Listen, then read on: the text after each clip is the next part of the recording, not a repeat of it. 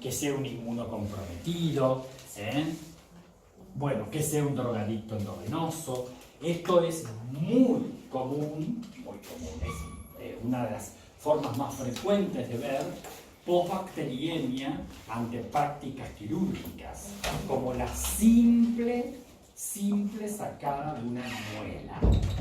Cuando nosotros nos sacan una muela, hacemos una bacteriemia muy importante. Entonces, lo ideal, si además sabemos que el paciente tiene una valvulopatía, como en este caso, el paciente sabe que tiene una válvula bicúspide, ¿no es cierto? Si se va a sacar una muela, por lo menos tiene que, aunque sea hasta 2 horas antes de la extracción, tiene que tomar un antibiótico de amplio espectro, ¿sí? Como profilaxis, siempre se hace amoxicilina, 2 gramos en una dosis 2 horas antes de la extracción, ¿sí? Siempre. O sea, hay que hacer profilaxis antibiótica si yo sé que tengo un terreno fértil porque tengo una válvula con daño por alguna razón. Si me voy a sufrir una cistoscopía, una intervención quirúrgica, una extracción molar, ¿no es cierto? Cualquier intervención quirúrgica, en ese caso tengo que hacer la profilaxis antibiótica sí o sí. ¿Sí? ¿Quién me quería preguntar? Profe, en el caso de las extracciones, ¿pero son las extracciones que son puramente quirúrgicas o las que son extracción directamente? Extracciones dentarias. Cuando a uno le extrae un diente o le extrae una muela, miren que sangra mucho. Ni hablar si previo a eso tenía un proceso infeccioso en el molar, ¿no es cierto? Porque una cosa es una caries nada más, que eso tiene que ver justamente con una variante del estreptococo, sino que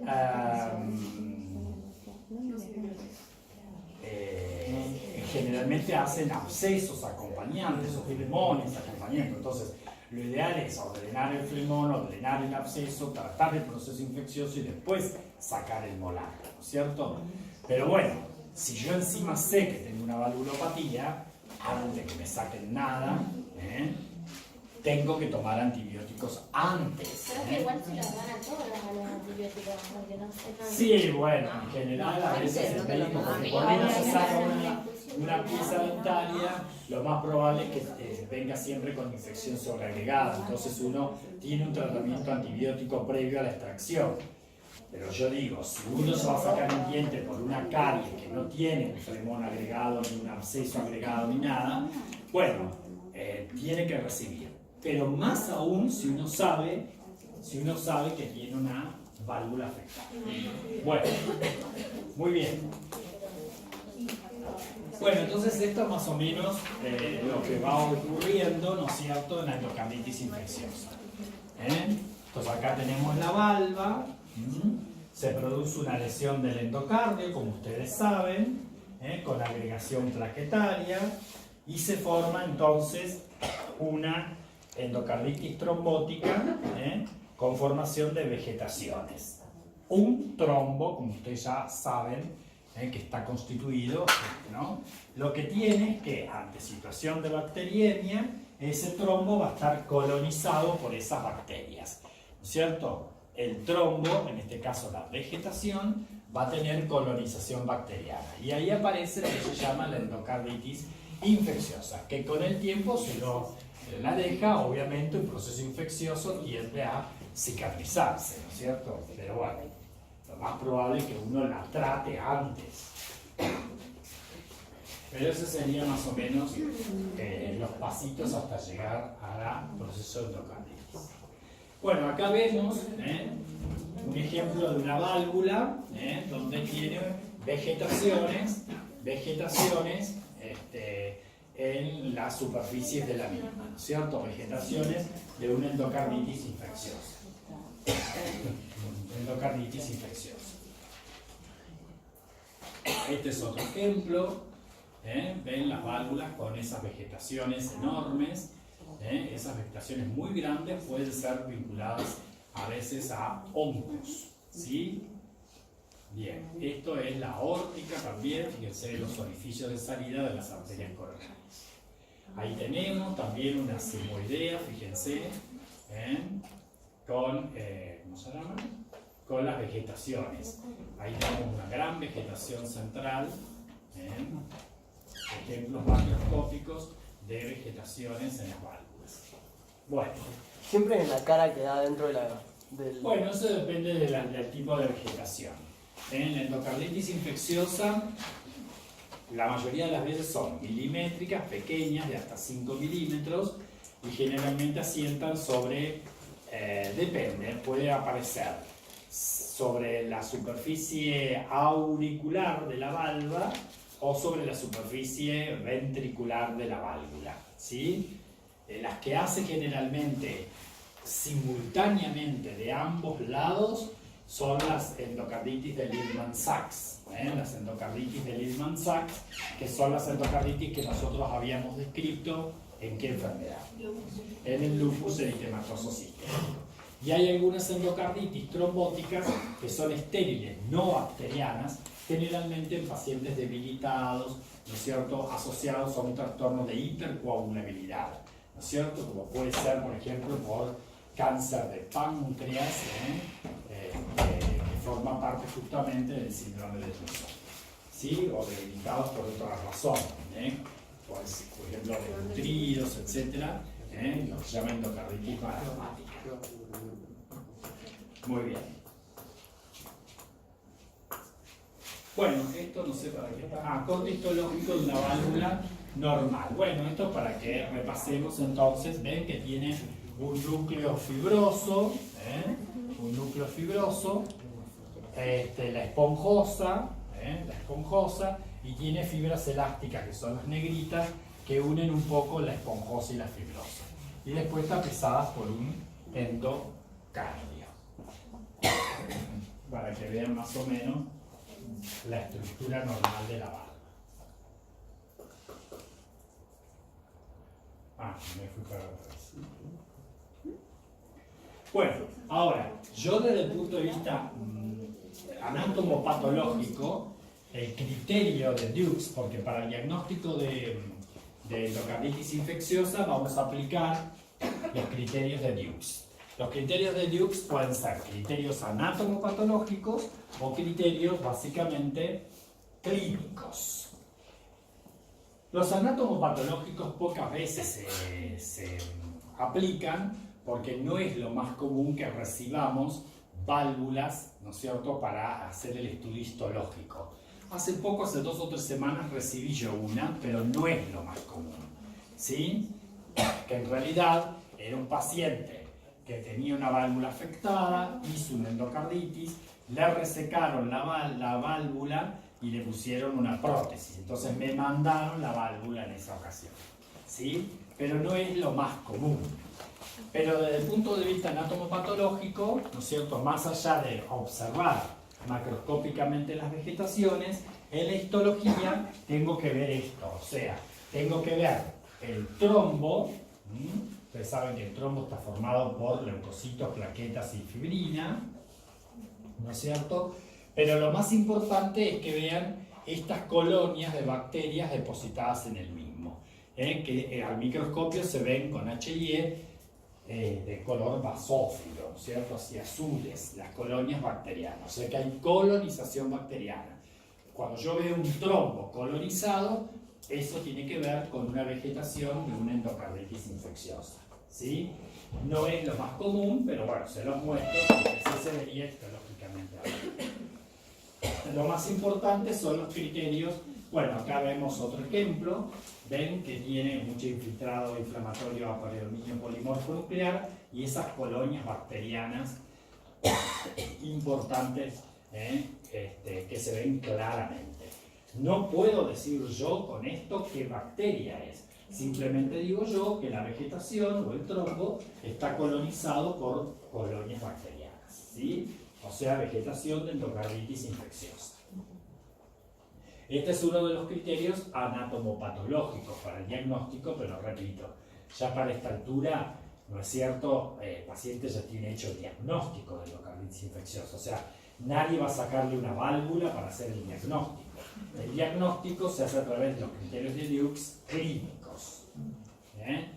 Bueno, y dentro de esos criterios diagnósticos el más importante es el hemocultivo. Debemos hacer como mínimo 3 hemocultivos, y repito, eso dependerá de la presentación clínica, si es subaguda o es aguda o sobreaguda, ¿sí? Porque a veces hemos llegado a tener que hacer hemocultivos cada 2 horas, y hasta menos también. Entonces, eso depende de la presentación clínica, ¿sí? Pero el hemocultivo, o sea, cultivar el germen, es el criterio de Dukes clínico más importante, ¿sí? Bueno, y ahí casi siempre, bueno, en este caso, ponele, se cultivó Streptococcus viridans, que es un gram positivo, que se ve así en cadenitas, aerobio facultativo, de tipo alfa hemolítico, ¿sí? Que es uno de los gérmenes más cultivados en estos casos. El Streptococcus viridans es un bicho que además forma parte de la biota de la boca, ¿sí? La cavidad oral. Bueno, ahí vemos, bueno, este es un ejemplo de una vegetación por Streptococcus.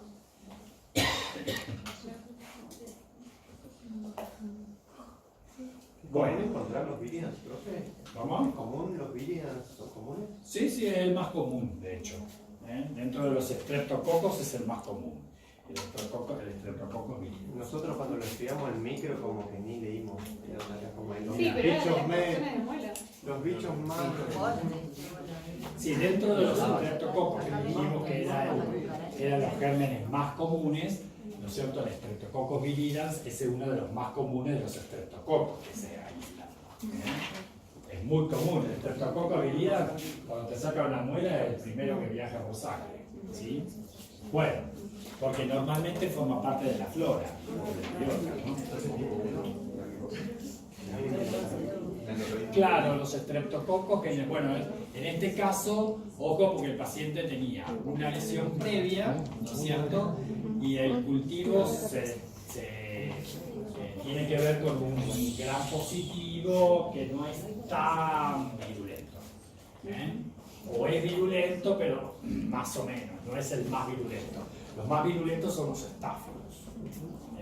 No sé cuál es la presentación clínica, ¿no? Lo más probable es que haya hecho una forma subaguda, que es lo más común. Bueno, este es otro criterio menor, que son estas lesiones o eritematosas o hemorrágicas vinculadas a microémbolos, que se llaman lesiones de Shenway, que aparecen en las palmas o en las plantas de los pies, ¿sí? Como las hemorragias en astillas subungueales, lesiones de Shenway. O las manchas de Roth, que son esas hemorragias básicamente en la conjuntiva, ¿ven? Las hemorragias a este nivel, ¿sí? De la conjuntiva pantular. Todos son criterios menores, no siempre aparecen y pueden estar involucrados en uno complejo o microémbolos. Todos son criterios menores en este caso.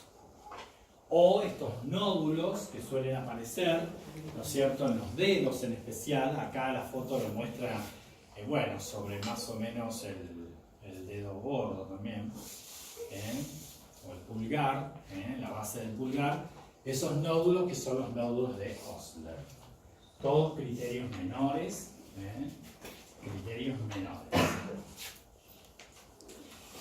El otro criterio mayor importante, junto con el hemocultivo, que es un criterio mayor, le siguen importancia los hallazgos ecocardiográficos. Siempre tiene que ser sometido un paciente con valvulopatía a un ecocardiograma, ¿sí? Y ahí vemos entonces, ventrículo izquierdo, ventrículo derecho, ¿no es cierto? Vemos la válvula y la vegetación. Entonces, con el ecocardiograma yo puedo ver la vegetación en la válvula, ¿no es cierto? Medirla, ¿eh? Entonces, el diagnóstico por ecocardiografía de la vegetación sumado al tamaño de la misma, ¿no es cierto?, la morfología de la misma, yo lo puedo realizar a través del ecocardiograma, ¿sí? De la ecocardiografía. Esto es un criterio mayor. Y el otro criterio mayor es ver regurgitación desde el punto de vista funcional, regurgitación valvular. Regurgitación valvular. Entonces, repetimos, los 3 criterios clínicos de Dukes modificados en 1994 son el hemocultivo, las alteraciones ecocardiográficas y la regurgitación desde el punto de vista funcional, la regurgitación valvular. Esos son los 3 criterios de Durac, o sea, de Dukes modificados por Durac en 1994. Los 3 criterios mayores. Todos los demás criterios clínicos que vimos, los nódulos de Osler, las manchas de Roth, todo eso, esos son criterios menores. A los menores le agregamos la fiebre, las artralgias, una glomerulonefritis por inmunocomplejos, la presencia de una patología previa, que sea drogadicto endovenoso. Esos son todos criterios menores. Las artralgias, criterios menores. Pero la regurgitación sería lo que escuchamos, ¿no?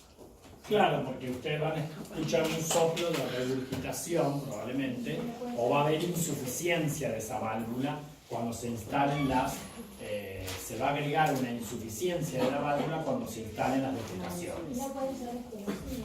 Sí, bueno, este paciente tenía una estenosis a la que se le agrega una regurgitación cuando hay válvula, por lo tanto, ¿qué sufre si tiene estenosis y regurgitación? Mixto. Enfermedad valvular. Enfermedad valvular.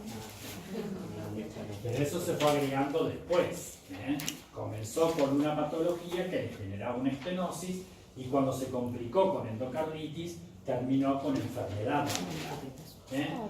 Bueno, esto con el ecocardiograma Doppler dice que el tamaño, cuando tienen más de 11 milímetros, dice las vegetaciones, más del 50% sufren al menos una complicación. O sea, o insuficiencia cardíaca, o algún evento embólico, como dijimos recién, y por supuesto la necesidad de una cirugía urgente, y bueno, el paciente puede morir también, ¿sí?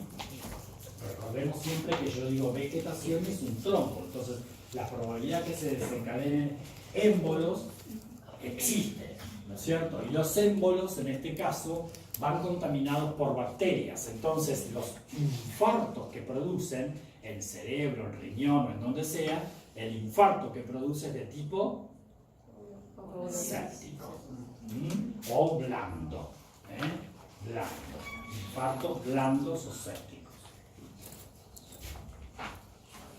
Bueno, acá lo mismo, ¿no es cierto? Nada más que acá, lo que hace la ecocardiografía muestra una complicación de la endocarditis infecciosa, además, que es el hallazgo de un absceso alrededor del anillo de la válvula. Eso es una complicación que pueden sufrir las endocarditis infecciosas, ¿no es cierto? Que en el intersticio entre la válvula y el músculo del corazón, se produce un absceso en anillo. Eso lo voy a detectar básicamente con el ecocardiograma, ¿sí? ¿Ven? Eso se llama absceso en anillo. Bueno, ¿qué hora es? 11:30. Bueno, y el último casito es un varón, pero acá de 10 años, que cursa con una convalescencia de una faringoamigdalitis purulenta, por la cual presenta ahora fiebre y dolores articulares, artralgias. ¿Sí? Entonces acá tenemos un pibito que ha padecido una faringoamigdalitis. Que ahí la vemos, ¿no es cierto? Siempre que nosotros, o sea, para diagnosticar la faringoamigdalitis, ¿qué tenemos que hacer? Tenemos que hacer un examen oral. Por favor, cuando les consulten en la guardia, un chico o un adulto, lo que sea, con dolor de garganta, no le digan, ah, bueno, toma amoxicilina, chao. Por favor, Entonces, no dejen primero de examinarle la faringe, la cavidad oral y la faringe, los pilares, la úvula, las amígdalas, etc. ¿Sí? Hacer un examen, bueno, porque en este caso vemos allá sobre los pilares, acá está la úvula, y sobre los pilares y las amígdalas, ¿no es cierto? No solo está eritematosa, roja, sino que hay placas de un exudado purulento. Por lo tanto, en este caso, si el exudado es purulento, estoy hablando de un proceso infeccioso. Entonces, si bien esto puede estar producido por varias bacterias, lo mismo, ¿no es cierto? ¿Qué me interesa destacar acá? ¿Qué bacteria me interesa descartar? El Streptococcus beta-hemolítico del grupo A, ¿no es cierto? Entonces, si yo veo esto en el examen oral, paso siguiente, hisopado. Paso siguiente, hisopado. No cometan el error de decir, bueno, tiene placas, toma la amoxicilina y agarra a tu casa. Sí, probablemente le demos la amoxicilina, ¿no es cierto? Pero antes le vamos a hacer el hisopado, ¿sí? Y mientras esperamos el resultado del cultivo, de ese hisopado, si quieren le pueden poner antibióticos de amplio espectro como la amoxicilina.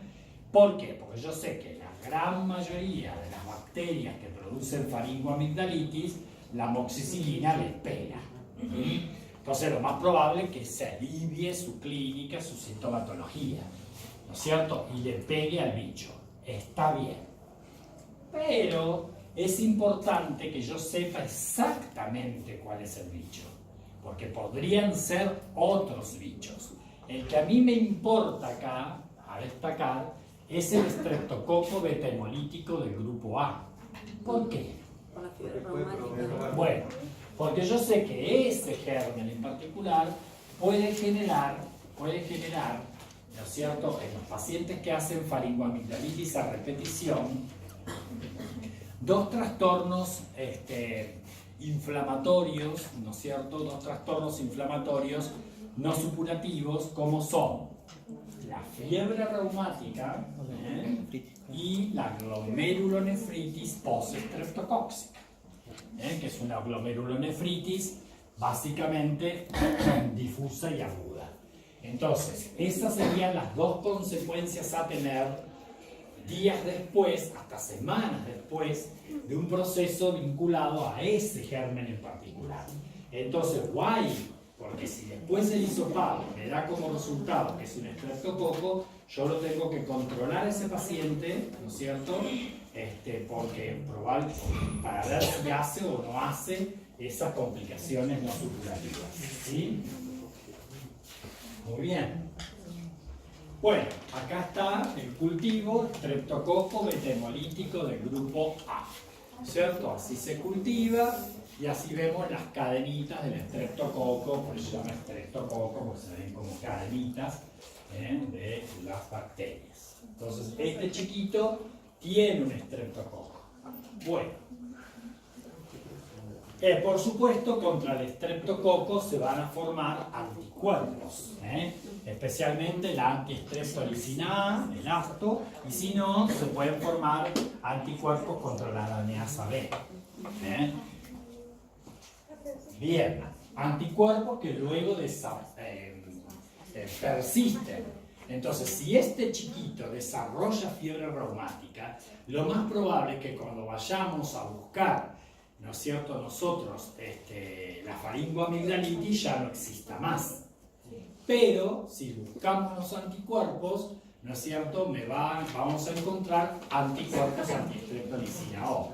Eso me da la pauta a mí, o me confirma de que efectivamente tuvo un proceso infeccioso a este kernel. Eso es importante, ¿no es cierto?, como criterio es importante. ¿La importancia entonces que sea en el periodo convaleciente también? Sí, porque generalmente si desarrolla la fiebre reumática, aparece después que desaparece la faringoamigdalitis, ¿no es cierto? Entre 2 a 6 semanas después. No empieza el otro día de la faringitis. Entonces, por eso cuando uno va a buscarla, ya ese paciente la faringitis no la tiene. La faringitis no la tiene. Pero yo como criterio diagnóstico necesito tener como prueba, como criterio mayor, la demostración de la infección por estreptococo beta-hemolítico del grupo A. ¿Sí? Entonces busco anticuerpos, el ácido, básicamente. Bueno, entonces, ¿qué empieza a aparecer?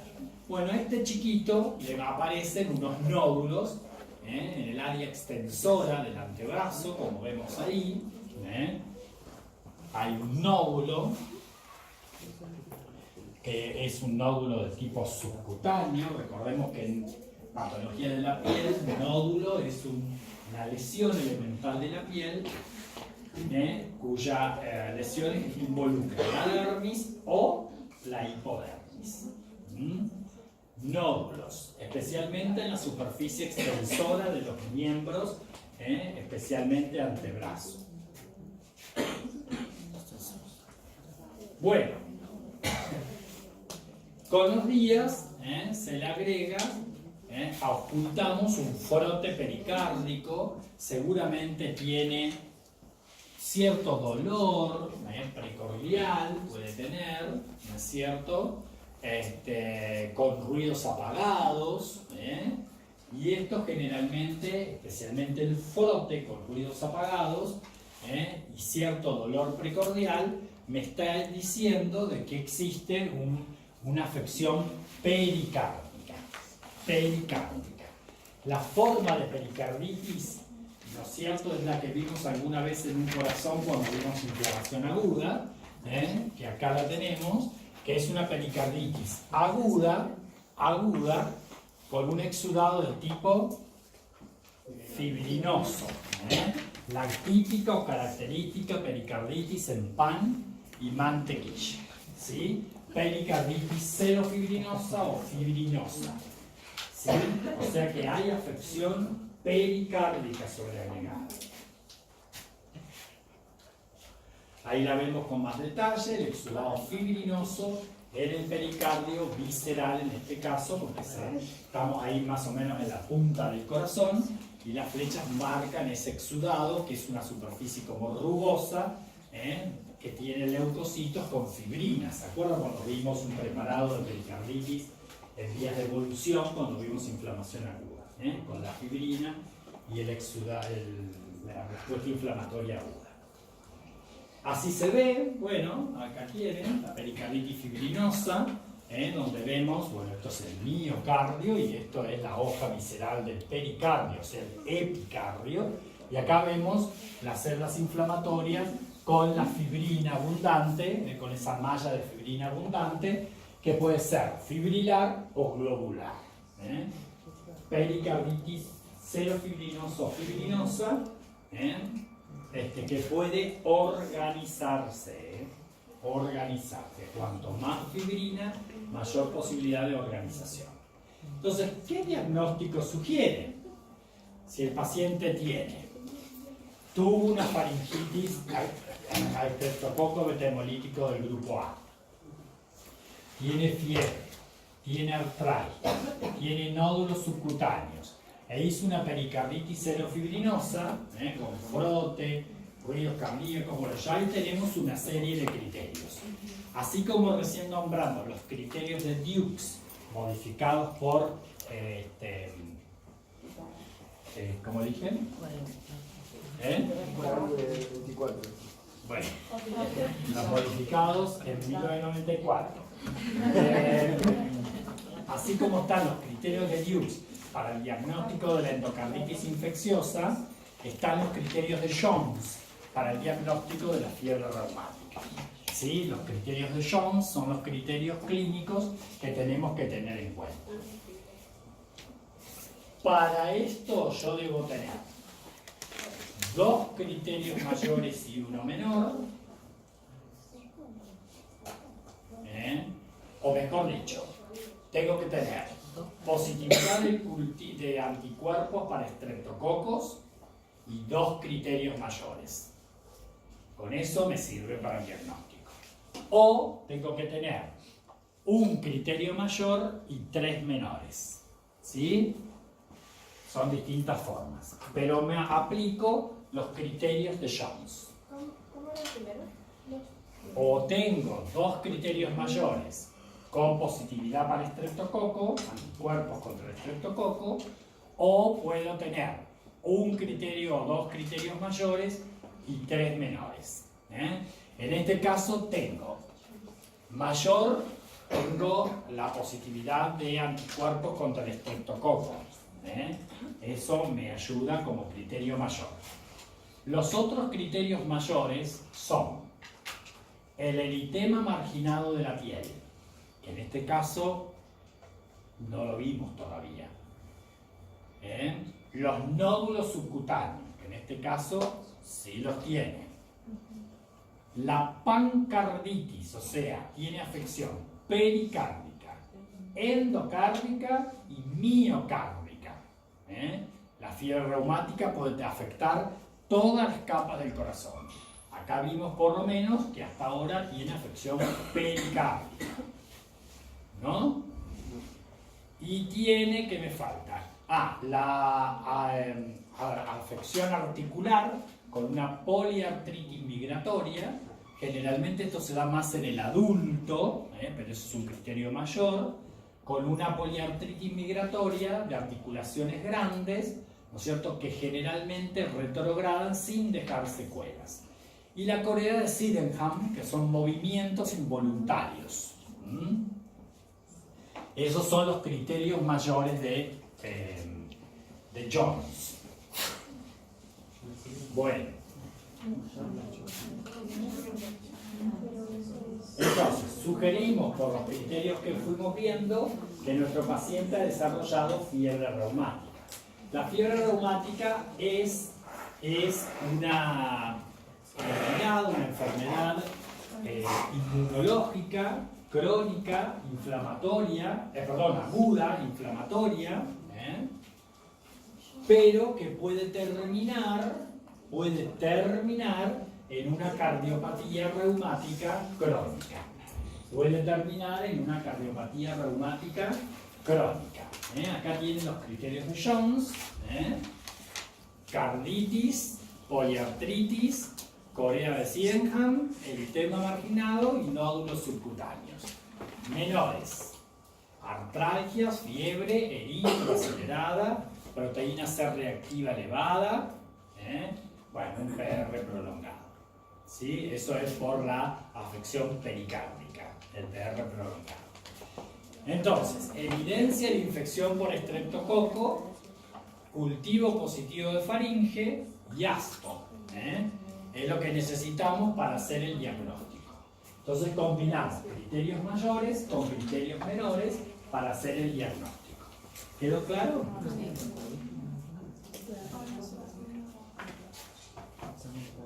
Profe, ¿qué dijo casi lo último que puede producir endocarditis?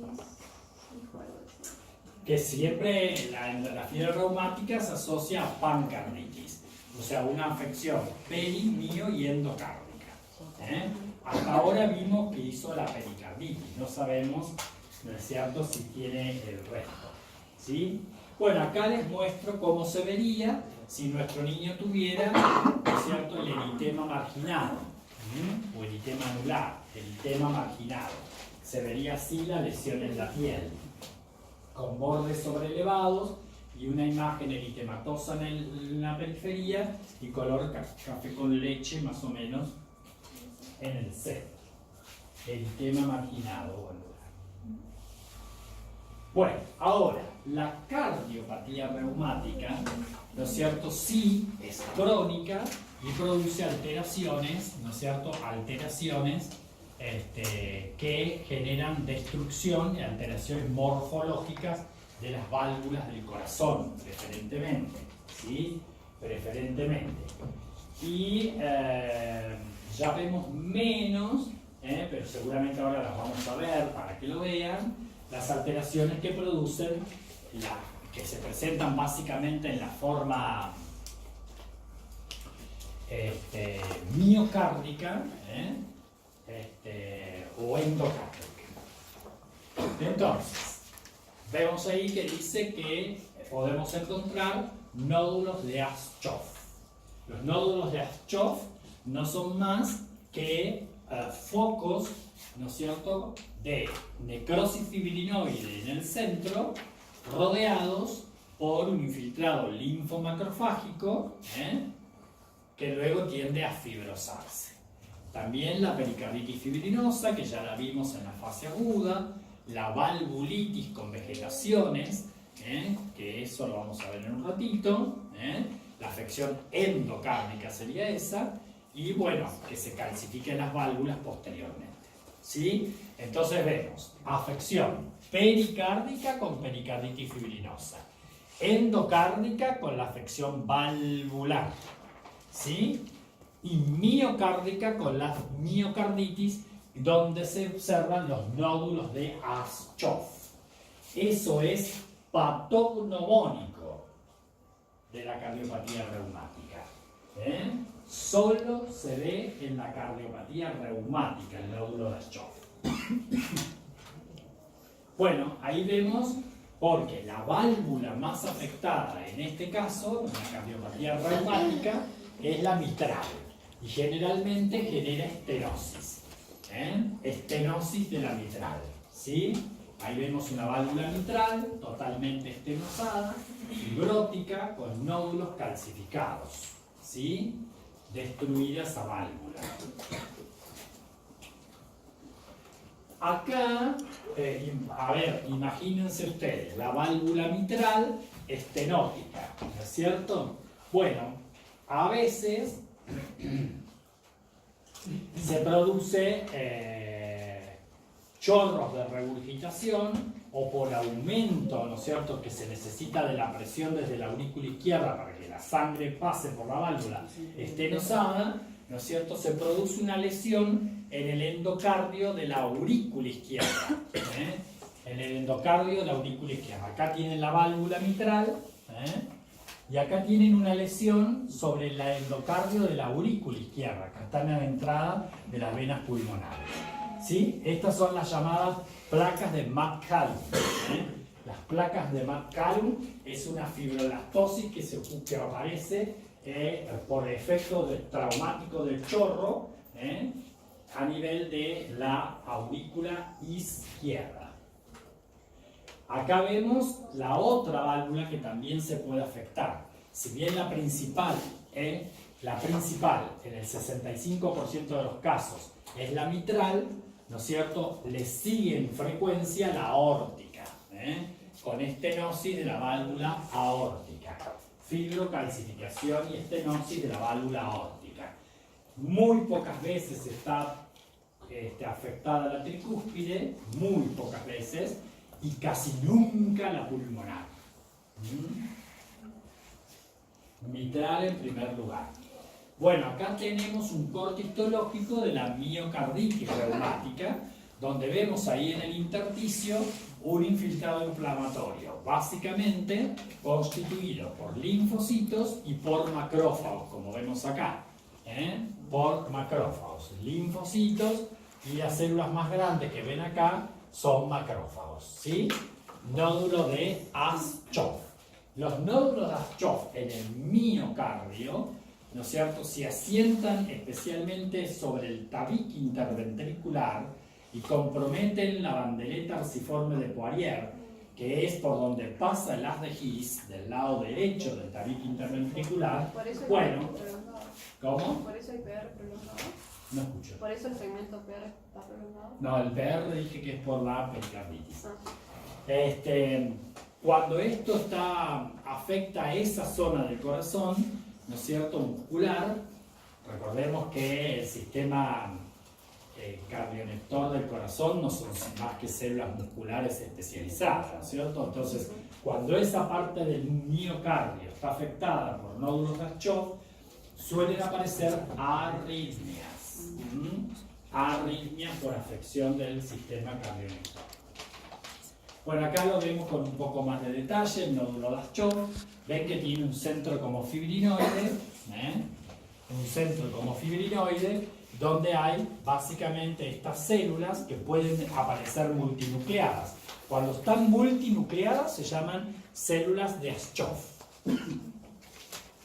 Y si no, estos macrófagos dilatados se llaman justamente células de Anichkov. ¿Sí? Y el centro fibrinoide, ven en el centro una necrosis fibrinoide. Bueno, ahí está. Bueno, acá cuando la ven multinucleada, célula de Aschoff, y si no, los macrófagos estos que se llaman células de Anichkov. ¿Sí?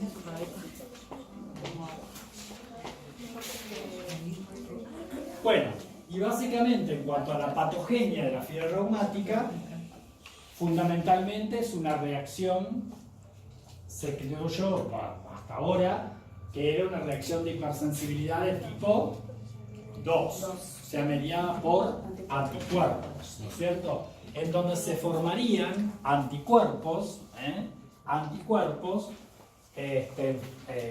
con acción cruzada, entre la proteína M de las bacterias, en este caso del estreptococo, y glucoproteínas de los distintos tejidos, llámese el músculo, el sistema nervioso, las articulaciones, etc.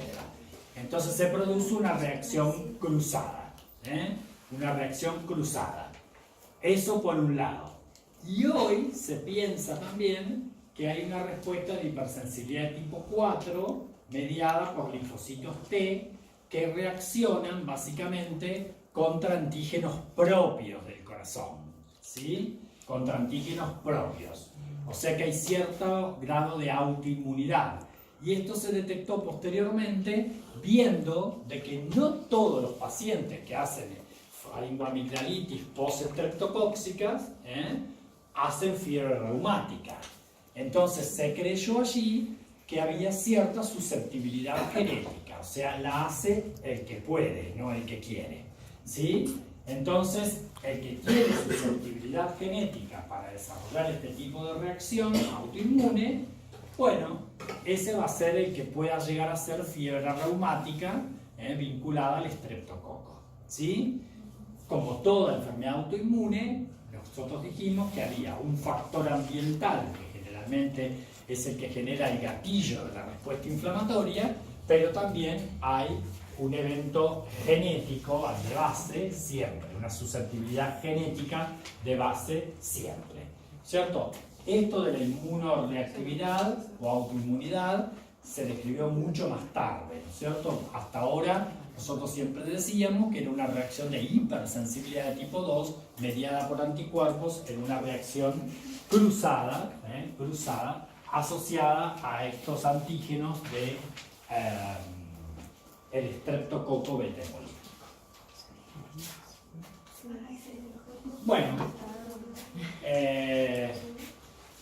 Bueno, ahí dice que los criterios de Jones fueron revisados en el 92 y fueron publicados en el 44 por Duquette Jones. O sea que estos criterios se aplican desde hace muchísimos años, los criterios de Jones. Así como los criterios de Jones son a la fiebre reumática, los criterios de Dukes son a la endocarditis infecciosa. ¿Sí? Los criterios de Dukes están en el libro, creo que los de Jones también están en el libro, pero los criterios de Dukes creo que están en un cuadro, así que ahí fíjense, digo, porque por ahí nunca leen el cuadrito y no encuentro los criterios. ¿Sí? Muy bien. ¿Alguna pregunta? Bueno, la clase que